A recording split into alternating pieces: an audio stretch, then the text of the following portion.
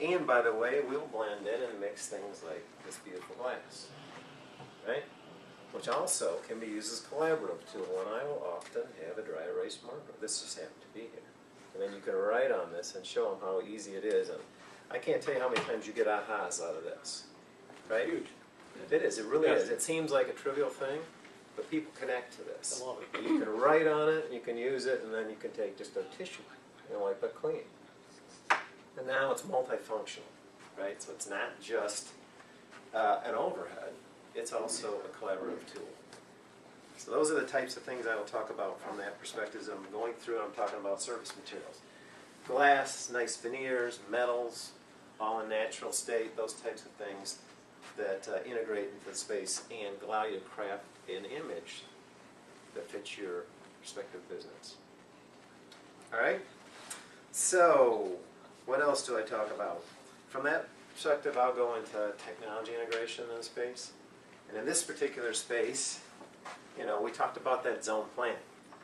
We've got a grommet here. You could put them in multiple areas. In fact, we actually encourage you to think of it in that way. Why do we have it here? Anybody know? So your visitor can plug in? Right. Think about your visitors and when they come into your space, do they typically have technology or tools with them? And everybody's like, yeah, they usually do. Some sort of technology. So what do they do with that technology when they come in your space? Are you accommodating that from a plug-and-play type perspective? And that's why we have it there. But we'd also encourage it, especially with the new elective elements, maybe to think about having it right in your primary zone, right? Or even in a secondary zone, depending on where you're utilizing your technology. And then I'll show them the different ways that you can do this. This could be just pass-through. This could have a power box where you can plug and play. You could have this type of, you know, capabilities. And people sometimes will look at this, to be honest with you, and say, why would I need that kind of capability? Right? Well, then you can go back and talk about your research story. And you can talk about the fact that this has intelligence in it. So no longer are we plugging two plugs side by side like you see here, but has spacing in it to accommodate what? Cell phone charger pieces and stuff like that that are in the office now, that didn't used to be in the office.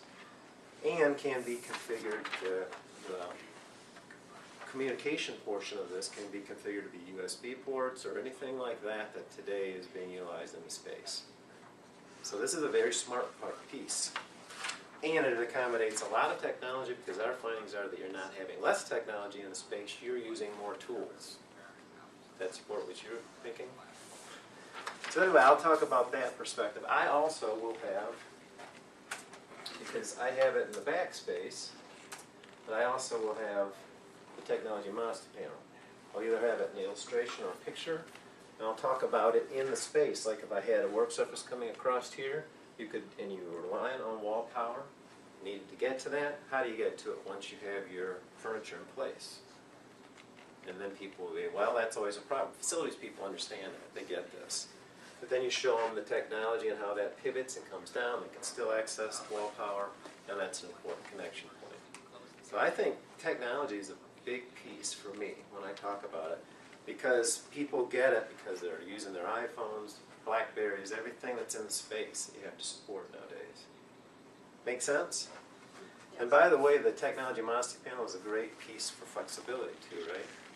It helps accommodate that flexible nature that you need to, you know, to have in your offices.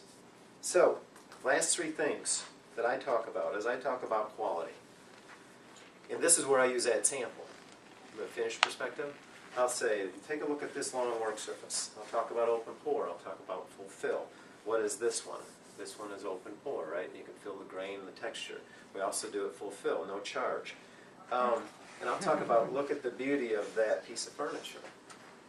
I know it's charged, but I tell them no charge. All right, good. I like to. Discretionary. I like to. So, and I'll tell them the fact that, you know, if you look at this, this is an important piece of our philosophy as a manufacturer, is we'll spend a lot of money up front. And our veneer mills and our veneer suppliers will tell us that we're the first cut at plants. So we're the ones that come in and buy the first cut of logs. And by the way, all our competitors buy what? Second. It's the second cut or third cut, right? So we spend a lot of money here buying the most beautiful veneers, right, with the least amount of what some customers would call defects, which we don't call defects, but anyway, knots and those types of things. And we do that because we want to build the most beautiful piece of furniture for you. Now, it's also kind of, and I'll tie this in, it's also kind of a manufacturing strategy too, because we have less rework and less scrap as it goes through the manufacturing process because we're spending that money up front. And oh, by the way, also we can apply least amount of pigments and stains, those types of things, in this piece of furniture so you can really celebrate the beauty of the wood. How can we do that? Because we're buying the best veneers. As opposed to other manufacturing concepts where you can apply a lot of paint, basically, or pigment to the work surface to cover up a lot of those defects. And by the way, here's a sample of that. Okay, so now you're establishing right up front that you are very, this is a big quality piece for me. So those are the types of things I'll talk about. I'll talk about matching headsets. I'll get inside of a drawer and I'll talk about miter fold versus English dovetail construction. I'll talk about the fact that we use real wood, right? Versus metals and laminates and a lot of that a lot of our competitors use. I'll talk about the fact that we use real wood edges, right? Solids. And then you have pieces here, samples that you can point out that actually illustrate that, right? This one really doesn't, does it? Nope. But mine do. Mine do. So anyway, all of that's part of the quality discussion. And as a part of that, I'll talk about durability. Because a lot of my customers are really interested in how this furniture is going to hold up. And by the way, Gunlock does this all the time. I have even done, in some of these presentations, finish tests. I did this once and it failed miserably, so I've never done it really to that extent again. Where I took out an iron, actually, because Gunlock does this, and I put it on the work surface. And I had done it, I'd staged this the night before, and as long as you have steam, and it's not a dry iron, this works. And you can set it on there hot, and you can see the steam coming up, and it won't burn your work surface. But if the steam's not there, you will burn your work surface. So make sure you have water in that iron to this extent. And the reason I did it is because this customer had been at Gunlock the day before, and they were just bragging about how durable that stuff was. And so I did all the markers, and I did all that. By the way, don't use permanent marker either. So anyway, those are the types of things I'll talk about, because that's impressive to clients, right? They want to know that I can set something on there. Oftentimes I'll have a hot coffee cup, and you can see the perspiration ring on the work surface, and then you can just wipe it up. Those types of things are things they're wondering about. It's not like residential furniture, which they have some experience with, and you can set that on and leave a ring or ruin it. So you have to establish that with them. All right, so those are all things that I talk about from a quality perspective and durability perspective. And a lot of those things, I tell you what, when I do a mock-up presentation, I'm looking at the competitors. If I can get in there and study their thing, even for 30 minutes, an hour, give me any time, and I can find things that I'll point out in my presentation that differentiate us from that customer. Case in point, when Dean and I were doing the one for Tech Kaminko, we were up against Unifor was one of them. And their drawers, you open them up, they didn't even have sides. The sides came up like, we were talking about this last night, like an inch. So you could see stuff just falling down inside the case. We pointed that out, that ours have full sides.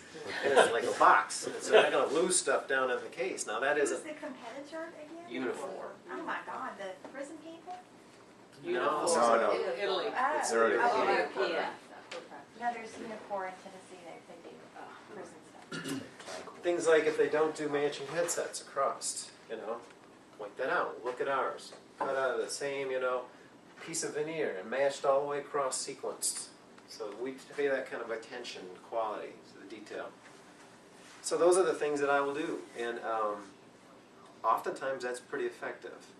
For instance, I was up against Autostrada in a Stanford one a couple weeks ago, and they have they have one edge basically. It's that real thin edge comes out to the, to a point almost looks like our knife.